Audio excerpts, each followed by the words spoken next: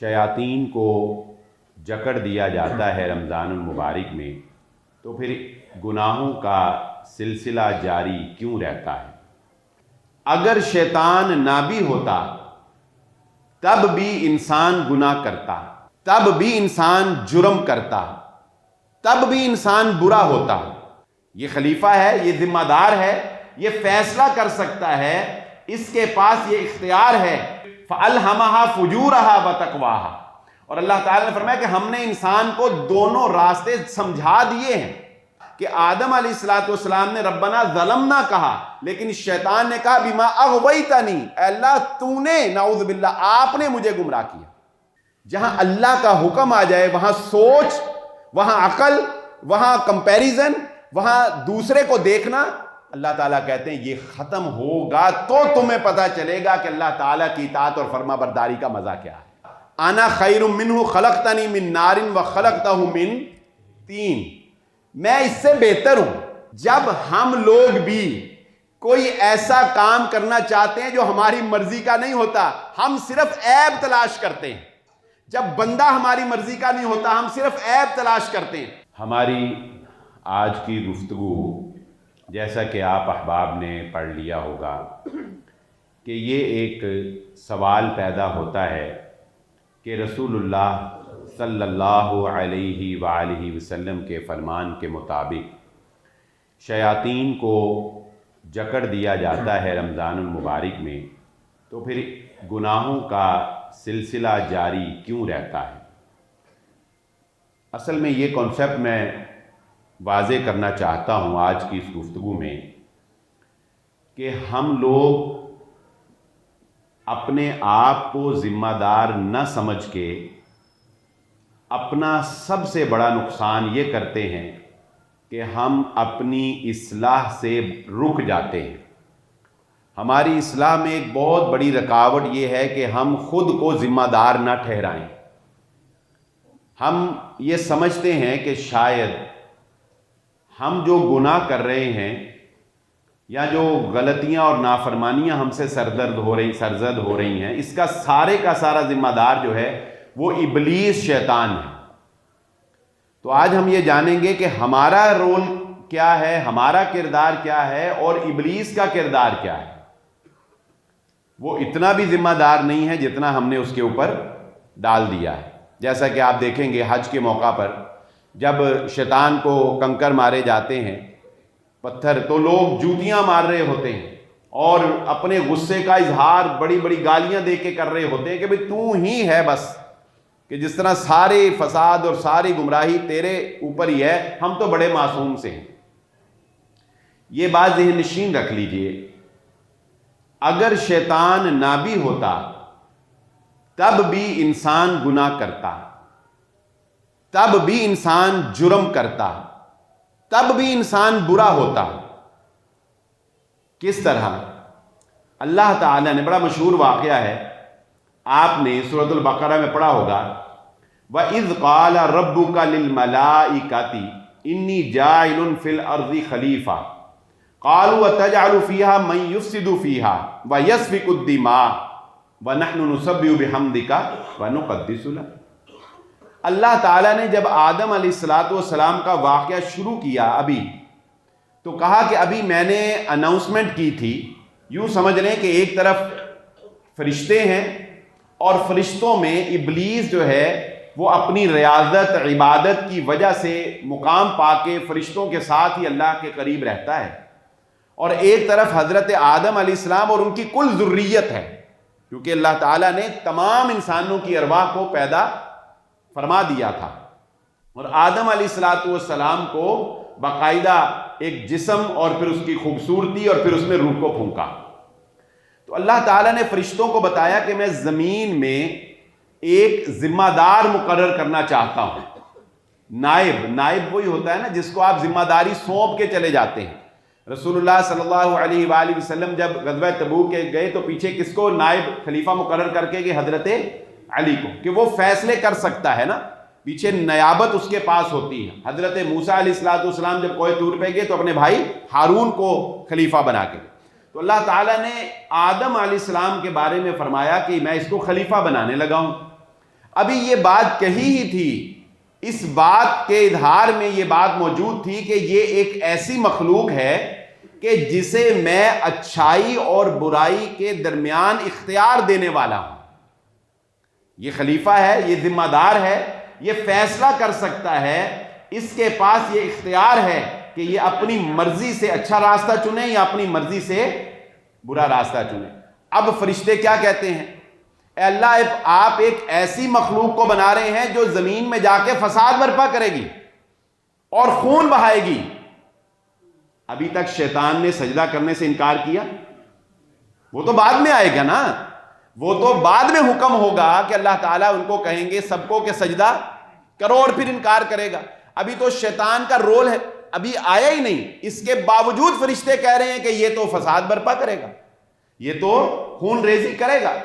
اس کا مطلب کیا ہے کہ فرشتوں کو اس اختیار کی وجہ سے جو اللہ تعالیٰ نے کائنات میں صرف 2 مخلوقات کو دیا جن کو ثقلین کہا جاتا ہے، وہ ہیں ایک جنات اور ایک انسان. تو جنات کو جو اللہ اس سے پہلے اختیار دے چکا تھا نیکی اور بدی کا، اس کی وجہ سے فرشتے یہ جانچ گئے تھے کہ جس مخلوق کو اختیار ملا اس نے فساد بھی برپا کیا اور اس میں نیکوکار بھی تھے. جیسے کہ قرآن خود کہتا ہے کہ جنات میں نیکوکار بھی ہیں اور جنات میں فساد برپا کرنے والے بھی ہیں. یہ دوسری مخلوق پیدا ہوئی تھی جس کو اختیار دیا جانے لگا تھا. اور اللہ تعالیٰ نے جب فرشتوں کو کہا کہ میں اس دوسری انسانی مخلوق کو پیدا کر کے زمین میں خلیفہ بنانا چاہتا ہوں، تو فرشتوں کو اس بات سے پتہ چل گیا کہ جس طرح جنات کو اختیار ملا تھا تو انہوں نے بھی فساد برپا کیا، انسان کو بھی جب اختیار ملے گا تو یہ فساد برپا کرے گا. اصل چیز کیا ہے؟ ہمارے اندر جو اللہ تعالیٰ نے اختیار رکھ دیا ہے نا، کہ ہم اپنی مرضی سے فیصلہ کر سکتے ہیں کہ اچھائی کا راستہ اپنائیں یا برائی کا راستہ اپنائیں. یہ اختیار اصل میں ہم اس کا جب ناجائز استعمال کرتے ہیں، یہ اختیار اصل میں ہم سے گناہ کرواتا ہے. اسے آپ ہمارے اندر جو ایک فَأَلْهَمَهَا فُجُورَهَا وَتَقْوَاهَا، اور اللہ تعالیٰ نے فرمایا کہ ہم نے انسان کو دونوں راستے سمجھا دیے ہیں.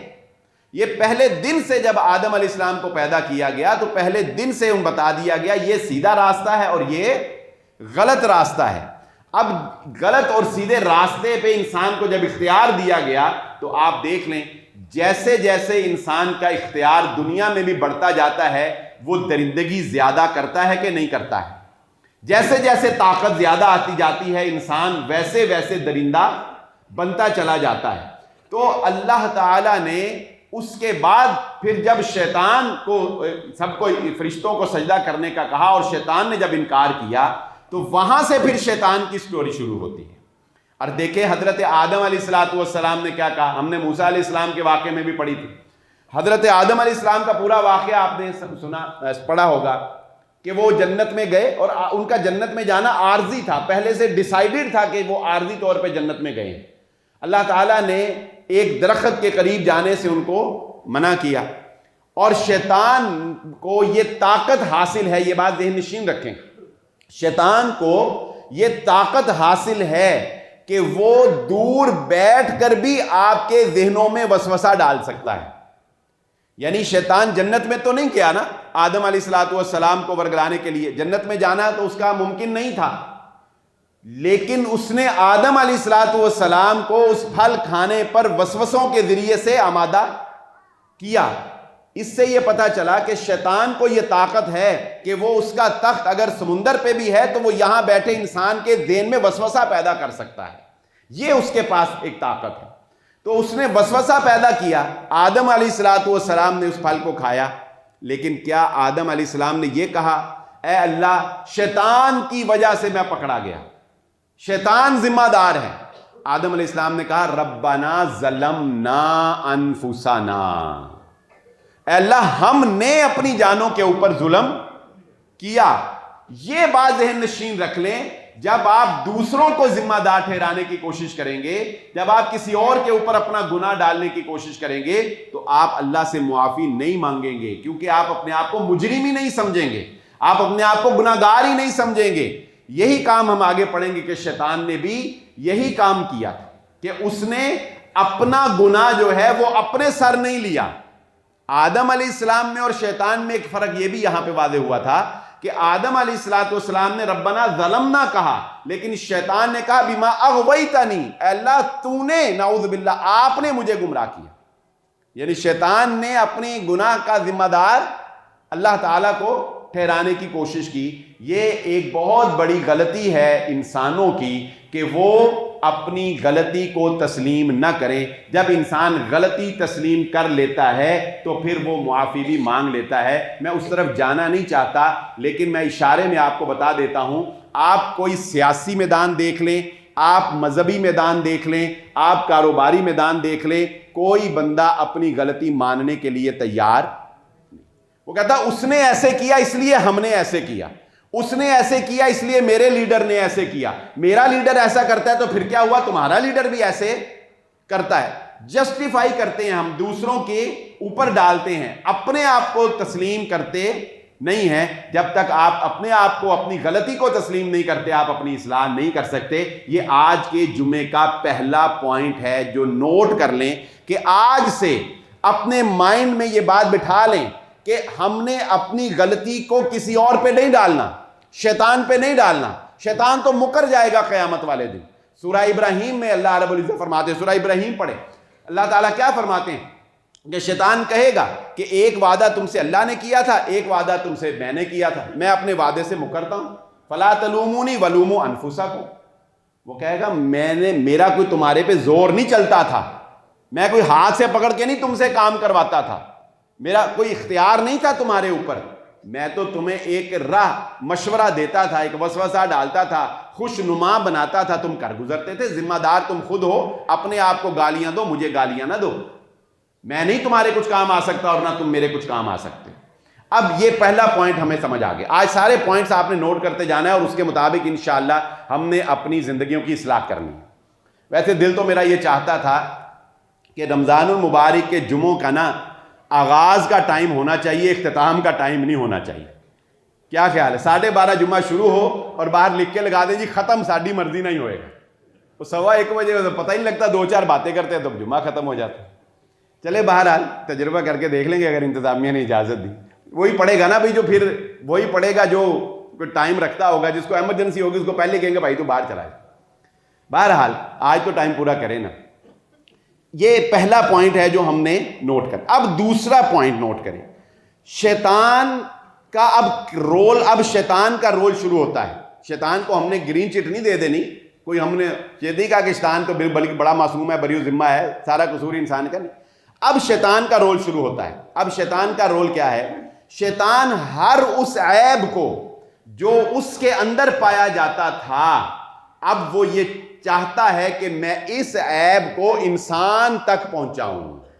اب میری ساری برائیاں جو ہیں وہ انسان کو لگ جائیں، تاکہ جس طرح میں ذلیل و رسوا ہوا اب اس طرح انسان بھی ذلیل و رسوا ہو جائے. اب ہم اس سے آغاز کرتے ہیں. نمبر 1، قال ما منعک الا تسجد اذ امرتک. یہ اتنی پیاری بات ہے، اگر یہ بات میرے اور آپ کے دل میں اتر جائے تو میں یقین سے کہہ سکتا ہوں کہ ہمارے لیے زندگیاں گلاب کی طرح پھول بن جائیں. یہ اتنی پیاری بات ہے جو اللہ تعالیٰ نے شیطان کو کہی ہے. شیطان کو جب اللہ نے جب سجدہ کرنے کے لیے کہا، ابا واستکبر وکان من الکافرین، اس نے انکار کر دیا. اللہ تعالیٰ کیا کہتے ہیں؟ اللہ تعالیٰ کہتے ہیں قال ما منعک، اے ابلیس تجھے کس بات نے روکا کہ تو آدم کو سجدہ کرے؟ اذ امرتک، جب میں نے جو تجھے حکم دے دیا، جب میں نے جو کہہ دیا. یہ جملہ اللہ تعالیٰ کا اگر ہم سمجھیں، میرے ماں باپ کی بات مجھے اچھی نہیں لگتی، میرے ماں باپ کی باتیں مجھے تکلیف دیتی ہیں، مگر میں نے پھر بھی خدمت کرنی ہے. کیوں؟ اللہ نے جو کہہ دیا کہ خدمت کرنی. میں نے جب نماز پڑھنے کو دل نہیں کر رہا لیکن پھر بھی میں نے پڑھنی ہے. کیوں؟ اللہ نے جو حکم دے دیا کہ میں نے کرنی ہے. مجھے اپنی جان سے بھی زیادہ محبت ہونی چاہیے محمد صلی اللہ علیہ وسلم سے. کیوں؟ اللہ نے جو کہہ دیا کہ یہ میرے نبی ہیں، یہ میرے حبیب ہے. یعنی ہماری زندگی کا سارا دار و مدار اگر اس بات پہ آ جائے کہ میں نے یہ نہیں سوچنا کہ یہ میرے سے اعلیٰ ہے، یہ میرے سے اچھا ہے یا میں اس سے اچھا ہوں، مجھے اس کی بات اچھی لگی یا نہیں لگی، یہ میری مرضی کے مطابق ہے یا کہ نہیں ہے، میں نے صرف یہ سوچ لینا ہے کہ مجھے اللہ نے کہا ہے کہ رشتہ داری نہیں توڑنی، یہ میرے ساتھ جتنا مرضی برا سلوک کرے میں نے اس سے ناراض نہیں ہونا. کیوں؟ اللہ نے مجھے کہا ہے مجھے ناراضگی برداشت نہیں. ہم کیا کہتے ہیں؟ اس نے مجھ سے صحیح سلام نہیں لیا لہذا میں بھی سلام نہیں لوں گا. اس کا مطلب کیا ہوا؟ اس کا مطلب یہ ہوا کہ ہمارے اندر شیطان نے اپنا وہ وصف ڈال دیا جو اس نے خود یوز کیا تھا، کہ اس نے یہ نہیں سوچا کہ مجھے حکم اللہ نے دیا ہے، مجھے یہ دیکھنا ہی نہیں ہے کہ آدم کون ہے، آدم مٹی سے بنے ہیں، آدم کیا مخلوق ہیں، آدم کا اختیار کیا ہے، مجھے اس سے کوئی سروکار نہیں، مجھے صرف یہ پتا ہونا چاہیے اللہ نے کہا بس سر جھکا دیا. ابراہیم علیہ السلام کو اللہ نے کہا اپنے بیٹے کی گردن پہ چھری چلا دو. ابراہیم علیہ السلام نے یہ نہیں کہا یا اللہ باپ بھی کبھی اپنے بیٹے کی گردن پہ چھری چلاتا ہے، بھلا یہ کوئی عقل مندی ہے کہ بیٹے کو ذبح کر دیا جائے، بھلا لوگ کیا کہیں گے کہ باپ نے بیٹے کو ہی ذبح کر ڈالا. کہا اللہ نے کہا ہے، سوچنے کی بات ہی نہیں. جہاں اللہ کا حکم آ جائے وہاں سوچ، وہاں عقل، وہاں کمپیریزن، وہاں دوسرے کو دیکھنا، اللہ تعالیٰ کہتے ہیں یہ ختم ہوگا تو تمہیں پتا چلے گا کہ اللہ تعالیٰ کی اطاعت اور فرما برداری کا مزہ کیا ہے. تو اللہ تعالیٰ نے ابلیس کو کہا جب میں نے جو کہہ دیا بات ختم ہوگی. تو دوسرا پوائنٹ آج کا اپنی زندگی میں نے اور آپ نے یہ اپلائی کرنا ہے کہ ہم نے ہر کام صرف یہ سوچ کے کرنا ہے کہ میرے اللہ نے کہا ہے، بس بات ختم. میں نے ماں باپ کی خدمت کرنی ہے، کیوں؟ اللہ نے کہا. میں نے کسی کو دھوکہ نہیں دینا، کیوں؟ اللہ نے کہا. میں نے نماز پڑھنی ہے، کیوں؟ اللہ نے کہا. میں نے بیوی کے ساتھ اچھا سلوک کرنا ہے، کیوں؟ اللہ نے کہا. بیوی نے شوہر کی اطاعت اور فرما برداری کرنی ہے، کیوں؟ اللہ نے کہا. جب اللہ کے کہنے پہ چلو گے تو اللہ تعالیٰ کہتا ہے میں بھی تمہاری قدر کروں گا، میں ناقدری کرنے والوں میں سے نہیں. دوسری بات سمجھ آ گئی. تیسری بات شیطان نے کیا کیا؟ دیکھیں کچھ چیزیں ایسی ہوتی ہیں جو انسان کے اندر پنہاں ہوتی ہیں، وہ انہیں ظاہر نہیں کرتا. انسان اور جن دونوں سے مراد لے لیا، لیکن اللہ تعالیٰ جانتا ہے. آپ نے کبھی سوچا کہ شیطان جس نے اللہ تعالیٰ سے کلام کیا، گویا اللہ کی ذات کے ہونے میں اسے کوئی شک تو نہیں رہ گیا؟ اس نے اپنے سامنے جو فرشتوں کو دیکھا، پھر اس نے اپنے سامنے انسان کو بنتے دیکھا، جنت اور جہنم کا تذکرہ اس نے اللہ تعالیٰ سے سنا. گویا کسی چیز میں کوئی شک کی گنجائش تو نہیں رہی نا. اس کے باوجود اس نے آدم علیہ السلام کو سجدہ کرنے سے انکار کر کے ہمیشہ ہمیشہ کے لیے اپنے آپ کو جہنم کا ایندھن بنایا اور اللہ کی مخالفت مول لی. اتنی عبادت، اتنی ریاضت کس کام آئی؟ تو جب آپ اس کا ڈیپلی مطالعہ کریں گے تو آپ کو پتا چلے گا کہ اللہ تعالیٰ جانتا تھا، لیکن شیطان اپنے اندر چھپائے ہوئے تھا. کیا چھپائے ہوئے تھا؟ شیطان کی جتنی عبادت تھی، جتنی ریاضت تھی، وہ ساری کی ساری پروموشن کے لیے تھی، وہ ساری کی ساری ترقی کرنے کے لیے تھی. جب ترقی ایک سٹیج پہ آ کے رک گئی اور اس کو ایگزیکٹو بنانے کی بجائے، ڈائریکٹر بنانے کی بجائے، مل کا اس کو اوپر لانے کی بجائے اللہ تعالیٰ نے اس کے مقابلے میں ایک اور مخلوق کو اللہ تعالیٰ نے اوپر لے آیا.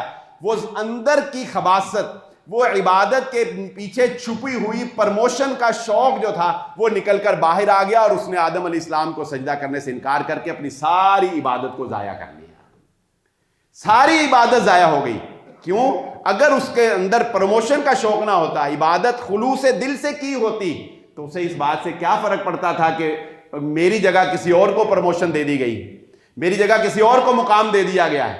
یہاں سے یہ بات سمجھ لیں، یہ رویہ انسانوں کے ساتھ تو اپلائی ہو سکتا ہے کہ میرا حق بنتا تھا، مجھے پروموشن ملنی چاہیے تھی، کسی اور کو کیوں گئی. اللہ کے ساتھ یہ رویہ گوارا نہیں ہوگا. اللہ کو ہم یہ نہیں کہہ سکتے یا اللہ میں نے تو 30 روزے رکھے، میں نے 5 نمازیں پڑھی، اس کے باوجود رمضان کے بعد گاڑی کسی اور کو دے دی ہے نا. میں کہہ سکتا یا اللہ میں نے تو جمعے پڑھائے، میں نے درس دیے، وہ میں نے تراویحاں بھی پڑھائیں، قاری صاحب کہیں اللہ میں نے 30 روزے تیرا قرآن سنایا، اور اس کے بعد جو ہے وہ ترقی کسی اور کی ہو گئی؟ نہیں، اللہ تعالیٰ کو ہم یہ نہیں کہ، یہ شیطان کا طریقہ ہے کہ جب اس کو پروموشن نہیں ملی تو اس نے اللہ تعالیٰ کی فرما برداری سے انکار کر دیا۔ تیسری بات یہ آج کے شیطان کے واقعے سے ہمیں پتہ چل گئی کہ اللہ کی ذات کے بارے میں ہمارا رویہ کیا ہونا چاہیے؟ اللہ کے لیے کرنا ہے، کسی اور کے لیے نہیں، اللہ کے لیے کرنا ہے۔ کوئی پروموشن کا شوق نہیں، کوئی ترقی کا شوق نہیں، کوئی عہدے کا شوق نہیں۔ ہاں، جب اللہ کے لیے کرو گے تو اللہ تعالیٰ تمہیں جنت سے نواز دے گا۔ چوتھی بات سمجھیے اس شیطان کے واقعے سے جو ہمیں پتہ چلے گی، چوتھی بات یہ ہے، شیطان کے اندر ایک ضد پائی جاتی تھی، شیطان کے اندر ایک انا پائی جاتی تھی۔ اب وہ چاہتا ہے کہ یہ ضد اور یہ انا میں انسان کے اندر انجیکٹ کروں، میں انسان کو بھی اپنی طرح کا ضدی بناؤں۔ چنانچہ آپ دیکھیں کہ شیطان کی ضد کا عالم یہ ہے کہ وہ اتنا ضدی ثابت ہوا کہ اسے انتقام کے نشے میں اپنی سالوں کی عبادت کے ضائع ہونے کی کوئی پرواہ باقی نہیں رہی۔ اس نے کوئی پرواہ ہی نہیں کی کہ میری سالوں کی عبادت ضائع ہو رہی ہے، ہو جائے۔ اس نے پرواہ ہی نہیں کی کہ میرا مستقبل جہنم ہے، بنتا ہے تو بن جائے۔ اب یہی ضد وہ انسانوں میں پیدا کرتا ہے۔ تو آپ نے یہ جملے سنے ہوں گے نا کہ میرا کچھ روے نہ روے میں تیرا کچھ نہیں چھڑنا، کہتے ہیں کہ نہیں؟ یہ شیطانی جملہ ہے۔ انتقام میں آپ دیکھیں انسان اپنا سب کچھ برباد کر بیٹھتا ہے کہ نہیں کر بیٹھتا؟ ایسی مثالیں آپ کو دنیا میں ملیں گی کہ نہیں، کہ انتقام لینے میں، دوسرے کو غارت کرنے میں اپنا سب کچھ برباد کر دیا، اپنا مستقبل جیل میں ڈال دیا، پھانسی لگ گئے، لیکن کیا دوجے نو برباد کرتا؟ یہ شیطانی وصف ہے جو وہ انسان میں ڈالتا ہے۔ وہ کہتا ہے میں نے آدم کو برباد کر دینا، میرا کچھ روے یا نہ روے، منو اس گل دی کوئی پرواہ نہیں۔ یہ شیطان ہے جو ہمیں اس طرح کے طریقوں پہ لاتا ہے۔ لہذا یاد رکھ لیں، آج کے بعد چوتھی بات اپنے اندر یہ پیدا کر لیں، کبھی بھی ضد اور انتقام میں یہ روش اختیار نہیں کرنی کہ دوسرے کا ہر صورت نقصان کرنے کا سوچیں اور اپنے سب کچھ تباہ کر کے اپنا سب کچھ داؤ پہ لگا دینا۔ یہ دانش مندی، عقل مندی نہیں ہے، یہ شیطان ہم سے کرواتا ہے، یہ شیطانی وصف ہے جو انسان کی دنیا بھی برباد کر دیتا ہے اور انسان کی آخرت بھی برباد کر دیتا ہے۔ پانچویں بات، شیطان انتقام کے تسلسل کا عادی ہے، انتقام کے تسلسل کا عادی ہے۔ آپ نے دیکھا ہوگا جب ہم کسی کے ساتھ دشمنی مول لیتے ہیں تو ہم اس کو یہ جملہ کہتے ہیں کہ میں تیری نسلیں تباہ کر دوں گا، کہتے ہیں نا، یہ پیور شیطان بول رہا ہوتا ہے۔ جب آپ کسی کو یہ کہتے ہیں میں تیری نسلیں برباد کر دوں، وہ اب شیطان کی دشمنی حضرت آدم علیہ السلام سے تھی نا۔ اگر وہ بہت ہی انتقام لیتا تو چل بھائی تو آدم علیہ السلام تک بہکانے کی ذمہ داری لے لے، لیکن اس نے کیا کہا؟ اس نے کہا نہیں، میں انتقام کو تسلسل دوں گا، میں آدم کو بھی بہکاؤں گا اور آدم کی نسلوں کو قیامت تک نہیں چھوڑوں گا، میں قیامت تک دشمنی نبھاؤں گا۔ دشمنی کا تسلسل، دشمنی کا انتقام، نسلوں تک لڑائی کو رکھنا، یہ انسانی نہیں بلکہ یہ شیطانی وصف ہے۔ یہ شیطان میرے اور آپ کے اندر یہ پانچواں عنصر اپنی ذات کی برائی انسانی ذات کے اندر انجیکٹ کرتا ہے کہ وہ مجھے اور آپ کو یہ سکھاتا ہے کہ جب انتقام لینا ہے تو پھر ایسا انتقام لینا ہے کہ جو نسلوں تک یاد رکھا جائے۔ انتقام کی عادت شیطان کی عادت ہے، آدم علیہ السلام کی عادت معافی مانگنے کی عادت ہے، جھک جانے کی عادت ہے، عاجزی اور انکساری کی عادت ہے۔ 5 باتیں ہو گئی۔ یہ ساری باتیں ہماری پریکٹیکل لائف سے تعلق رکھتی ہیں، ہماری زندگی سے تعلق رکھتی ہیں، اور ہمیں پتہ ہی نہیں چلتا کہ ہم شیطانی اوصاف اور شیطانی طریقے اپنائے ہوئے ہوتے ہیں، لیکن کرتے ہم اپنی مرضی ہے۔ یہ بات ذہن نشین رکھنا، شروع میں یاد رکھنا، شیطان ہمیں وسوسہ ڈال کے ہمیں ترغیب دلا رہا ہوتا ہے۔ ہوتا یہ ہے اصل میں، دیکھیں اس بات کو بھی تھوڑا سمجھ لیتے ہیں۔ اللہ تعالیٰ نے سورۃ طٰہٰ میں اس واقعے کو پھر تیسری جگہ ذکر کیا ہے. دیکھیں حضرت آدم علیہ السلام کو اللہ تعالیٰ نے یہ کہا نا کہ آپ نے اس درخت کے قریب نہیں جانا. اللہ تعالیٰ نے فرمایا آدم کس طرح چلے گئے؟ فناسیہ، آدم بھول گئے. دیکھیں اللہ تعالیٰ نے ایک دفعہ کہا اب آدم علیہ السلام جنت میں اس وقت گزار رہے ہیں لانگ پیریڈ. کتنی دیر رہے ہیں کوئی پتہ نہیں. اب اس لانگ پیریڈ میں وہ اللہ کی کہی ہوئی بات جو ہے وہ ریپیٹ نہیں ہو رہی. اور آدم علیہ السلام کا جیسے جیسے وقت دور ہوتا جا رہا ہے شیطان ریگولر وسوسہ ڈال رہا ہے، کوئی بات نہیں، کھا لو، قریب چلے جاؤ. یہ اس لیے منع کیا گیا ہے کہ کہیں تم ہمیشہ کے لیے جنت میں نہ رہ جاؤ، جو یہ کھا لیتا ہے جنت. اللہ تعالیٰ کہتے ہیں کہ یہ ایسا نہیں تھا کہ آدم علیہ السلام بالکل جانتے بوجھتے اللہ کی اس بات کو اور پھر انہوں نے انکار کیا. نہیں، دراصل اس بات کہی میں اور اس شیطان کے بہکاوے میں فاصلہ اتنا آ گیا تھا وقت کا کہ آدم علیہ السلام اس پہلی کہی ہوئی بات کو بھول گئے تھے، پھر شیطان کے بہکاوے میں آگے. اسی لیے اللہ تعالیٰ محمد صلی اللہ علیہ وآلہ وسلم کو کہتے ہیں محمد صلی اللہ علیہ وسلم ان کو میرا پیغام بھولنے نہیں دینا، ان کو بار بار یاد کرواؤ. یہ قرآن بار بار پڑھنے کا کیوں حکم ہے؟ اگر بار بار نہیں پڑھو گے، ایک دفعہ کلمہ پڑھ کے بیٹھ جاؤ گے، بھول جاؤ گے، اللہ کو بھول جاؤ گے، نماز کو بھول جاؤ گے، تم احکامات کو بھول جاؤ گے. اس لیے یہ بھی بڑا ضروری ہے، آدم علیہ السلام کے واقعے سے سمجھ آتی ہے کہ ریپیٹ کرنا اللہ کے احکامات کو. اس جمعے کو ریگولر نہیں پڑھو گے، 2 مہینے کے بعد جمعہ پڑھنے کو ویسے ہی دل نہیں کرے گا، ویسے ہی اکتاہٹ محسوس ہونے لگ جائے گی، دوری پیدا ہو جائے گی. چھٹی بات سمجھ آ گئی کیا؟ کہ دوری نہیں پیدا کرنی، بار بار یاد کرنا ہے اللہ کے پیغام کو، قرآن کو، اللہ کی باتوں کو بار بار سننا ہے، اللہ سے ٹچ رہو گے. بھولو گے دوری پیدا کرو گے، بھولو گے تو اللہ تعالیٰ کی نافرمانی کی طرف چلے جاؤ. 7ویں بات، شیطان کے اس پورے واقعے سے ہمیں یہ پتہ چلتا ہے کہ دیکھیں جب حضرت آدم علیہ السلام کو اللہ تعالیٰ نے بنایا تو فرمایا فَإِذَا سَوَّيْتُهُ وَنَفَخْتُ فِيهِ مِن رُوحِي. آدم کو میں نے مٹی سے بنایا، ہم مسنون، کھنکتی ہوئی گارا ٹائپ مٹی سے. اچھا، پھر صرف مٹی سے کیا بنا کے چھوڑ دیا؟ نہیں، اللہ تعالیٰ کہتے ہیں میں نے آدم کو مٹی سے بنایا، پھر میں نے اس کو خوبصورت بنایا، اس کی نوک پلک کو سنوارا، اس کو ڈیکوریٹ کیا. گھر کا صرف ڈھانچہ بنا دیا جائے تو وہ پیارا نہیں لگتا، اس کی کوئی شکل و صورت واضح نہیں ہوتی. جب اس کو ڈیکوریٹ کر کے اس کا ایلیویشن، اس کے ٹائل، اس کے فانوس، اس کا فرنیچر سیٹ کیا جاتا ہے، پھر پتہ لگتا ہے اوہ یہ تو گھر یہ تھا.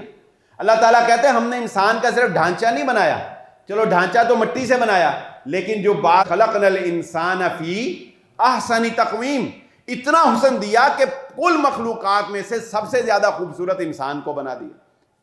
دوسری خوبی، پہلا مٹی سے بنایا. 3 باتیں یاد رکھنی ہیں. انسان کے پیدائش میں 3 سٹیپ ہیں. پہلا مٹی، دوسرا اس کو خوبصورت بنانا، سنوارنا، تیسرا نفخت فیہ من روحی، اپنی جانب سے اس میں روح کو پھونکنا. جب شیطان نے انکار کیا تو کیا کہا؟ انا خیر منہ خلقتنی من نار وخلقتہ من طین. میں اس سے بہتر ہوں، میں اس سے بہتر ہوں، مجھے تو نے آگ سے پیدا کیا، اس کو مٹی سے. اچھا، مٹی کا ذکر تو کیا اس نے، لیکن کیا اسے انسان کے حسن کا پتہ نہیں تھا؟ پتا تھا نا کہ مٹی سے تو بنا ہے، لیکن خوبصورت کتنا ہے، پوری مخلوقات سے زیادہ خوبصورت ہے. یہ خوبی تھی انسان کی. چلو مان لو کہ مٹی اس کی کمزوری تھی، لیکن خوبصورت ہونا اس کی خوبی تھی نا. تیسری بات، اللہ نے روح کو پھونکا. روح وہ پاکیزہ چیز جو جنات سے بھی زیادہ بہتر ہے، لیکن اس نے روح کا ذکر کیا نہ، اس نے روح کو امپورٹنس دی، نہ اس نے روح کو دیکھا، نہ اس نے خوبصورتی کو دیکھا. اس نے صرف ایک اپنا بات بنانے کے لیے، انکار کرنے کے لیے صرف ایک بہانہ بنایا اور انسان کے عیب کو ٹارگٹ کر کے، اس کو پن پوائنٹ کر کے اللہ کے سامنے پیش کر کے تنقید کے اوپر سٹینڈ لے لیا. یہ بات ذہن نشین رکھو، جب ہم لوگ بھی کوئی ایسا کام کرنا چاہتے ہیں جو ہماری مرضی کا نہیں ہوتا، ہم صرف عیب تلاش کرتے ہیں۔ جب بندہ ہماری مرضی کا نہیں ہوتا، ہم صرف عیب تلاش کرتے ہیں، ہم خوبیاں نہیں دیکھتے، ہم خوبیاں نظر انداز کرتے ہیں۔ جس طرح شیطان نے آدم علیہ السلام کی خوبیاں نظر انداز کر دی، اس نے صرف خامی کو دیکھا، اور خامی کو دیکھ کے اس نے آدم علیہ السلام کے ساتھ دشمنی مول لے لی۔ لہذا اپنے اندر یہ وصف پیدا کرو، لوگوں کی صرف خامیاں نہ دیکھا کرو، لوگوں کے صرف عیب نہ دیکھا کرو۔ اگر صرف عیب دیکھو گے تمہیں عیب ہی نظر آئیں گے، اگر برائیاں دیکھو گے تمہیں برائیاں ہی نظر آئیں گی۔ کبھی لوگوں کے اندر پائی جانے والی خوبیاں بھی دیکھا کرو۔ رسول اللہ صلی اللہ علیہ وسلم نے فرمایا، اگر بیوی کی کوئی بات بری لگتی ہے تو جو 100 باتیں اچھی ہیں ان کو دیکھ کے وہ ایک بات کو درگزر تو کیا جا سکتا ہے کہ نہیں کیا جا سکتا؟ کوئی ایک غلطی اگر ہے تو اس کو درگزر کرنا سیکھو، اور جو اچھی باتیں ہیں ان کو دیکھ کر زندگی کو مثبت انداز میں گزارنے کی کوشش کرو۔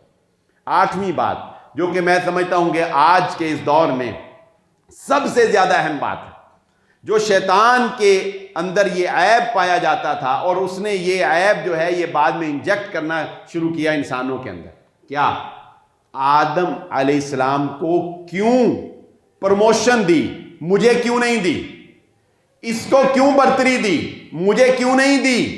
یہ مقابلے کی فضا۔ ہم ہر وقت یہی اپنے آپ سے جنگ کرتے رہتے ہیں کہ نہیں کرتے رہتے؟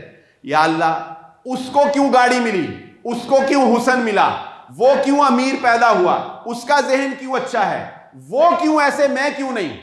میں ہی ملا تھا نقصان کے لیے، میرا نقصان کیوں ہوتا ہے، ان کا نقصان کیوں نہیں ہوتا؟ میرا گھر کیوں ایسے ہے، میرے گھر میں بے سکونی کیوں ہے، لوگ اتنے سکون میں رہ رہے ہیں؟ ہم ہمیشہ دوسروں کے ساتھ اپنے آپ کو مقابلے میں رکھتے ہیں، دوسروں کو دیکھتے ہیں، دوسرے کیوں ایسے، اللہ نے ان کو کیوں دیا؟ یہی غلطی شیطان سے کی ہوئی تھی، اور یہی غلطی شیطان نے کی تھی۔ اس نے یہ نہیں سوچا کہ یہ ذالک فضل اللہ یؤتیہ من یشاء، یہ اللہ کا فضل ہے، یہ اللہ کی تقسیم ہے۔ اللہ جسے چاہتا ہے جیسا عطا کرنا چاہتا ہے اللہ عطا کر دیتا ہے۔ جو بندہ اللہ کی عطا پر راضی ہو جاتا ہے، جو بندہ اللہ کے دیے پر راضی ہو جاتا ہے، اس بندے کی زندگی میں سکون آ جاتا ہے، اور اس بندے کو اللہ تعالیٰ کا قرب اور اللہ تعالیٰ کی ذات کی محبت مل جاتی ہے۔ اور جو بندہ یہ سوچتا رہے اس کو کیوں دیا، اس کو کیوں دیا، اس کو کیوں ملا، وہ بندہ ساری زندگی اللہ کی ناشکری میں ہی زندگی گزار دیتا ہے، اور اس کے بعد اس کے اندر یہ حسد کا عنصر پیدا ہوتا ہے۔ جب دوسروں کے ساتھ مقابلہ کرتا ہے انسان تو پھر آخری بات یہ سمجھ لیں، وقت اجازت نہیں دیتا، آخری بات پھر یہ سمجھ لیں کہ پھر اس کے اندر وہ شیطانی وصف یعنی شیطانی حسد اس کے اندر پیدا ہوتا ہے۔ اور وہ حسد کیا ہے کہ اب میں اس کو ایسا نہیں رہنے دوں گا، میں اس کو برباد کر کے چھوڑوں گا۔ پھر اس کے لیے انسان جادو ٹونے کرواتا ہے، پھر اس کے لیے انسان تعویذ گنڈے کرواتا ہے، پھر اس کے لیے انسان طرح طرح کے حربے استعمال کرتا ہے۔